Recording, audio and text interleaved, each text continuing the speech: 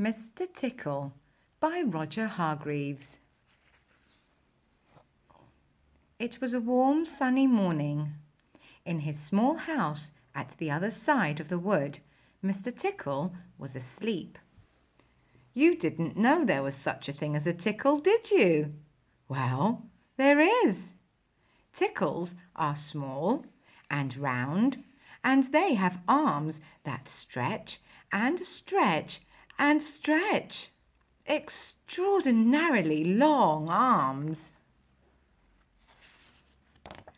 Mr. Tickle was fast asleep.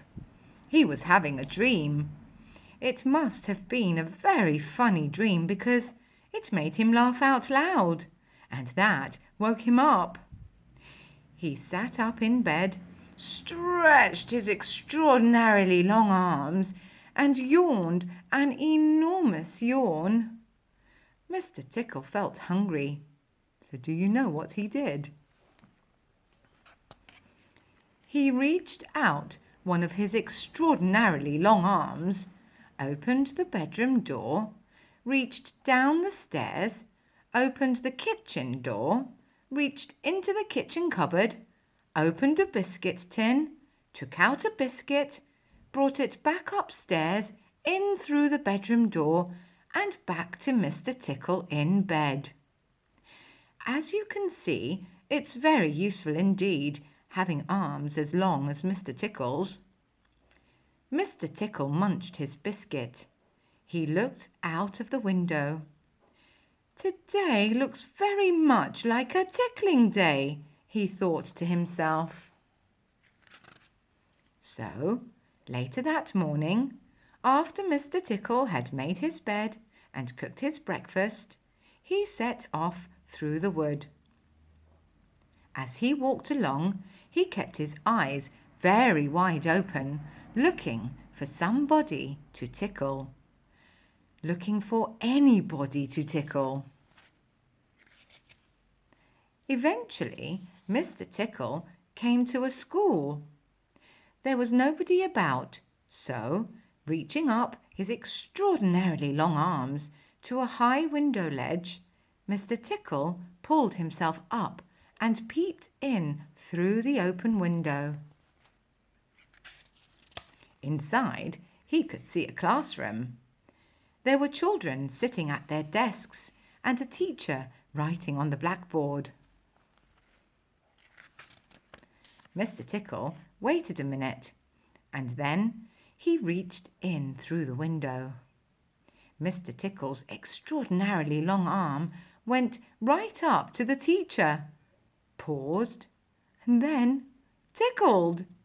The teacher jumped in the air and turned round very quickly to see who was there. But there was nobody there. Mr. Tickle grinned a mischievous grin. He waited another minute and then tickled the teacher again. This time he kept on tickling until soon the teacher was laughing out loud and saying, "Stop it," over and over again. All the children were laughing too at such a funny sight. There was terrible pandemonium. Eventually, Mr. Tickle thought that he had had enough fun, so he gave the teacher one more tickle for luck, and then, very quietly, brought his arm back through the open window.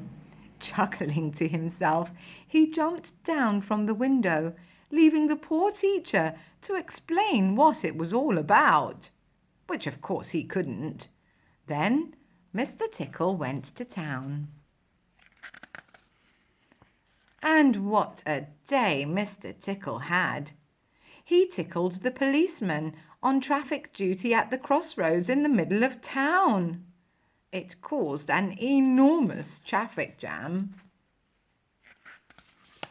He tickled the greengrocer just as he was piling apples neatly in his shop window. The greengrocer fell over backwards and the apples rolled all over the shop.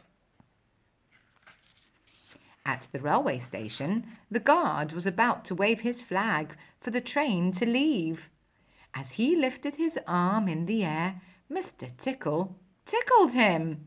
And every time he tried to wave his flag, Mr. Tickle tickled him until the train was 10 minutes late, leaving the station, and all the passengers were furious. That day, Mr. Tickle tickled everybody. He tickled the doctor. He tickled the butcher. He even tickled old Mr. Stamp the postman, who dropped all his letters into a puddle. Then Mr. Tickle went home.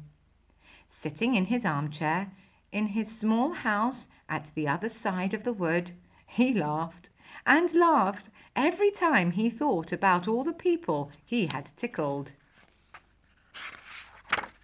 So, if you are in any way ticklish, beware of Mr. Tickle and those extraordinarily long arms of his. Just think, perhaps he's somewhere about at this very moment while you're reading this book. Perhaps that extraordinarily long arm of his is already creeping up to the door of this room. Perhaps it's opening the door now and coming into the room. Perhaps, before you know what's happening, you will be well and truly tickled.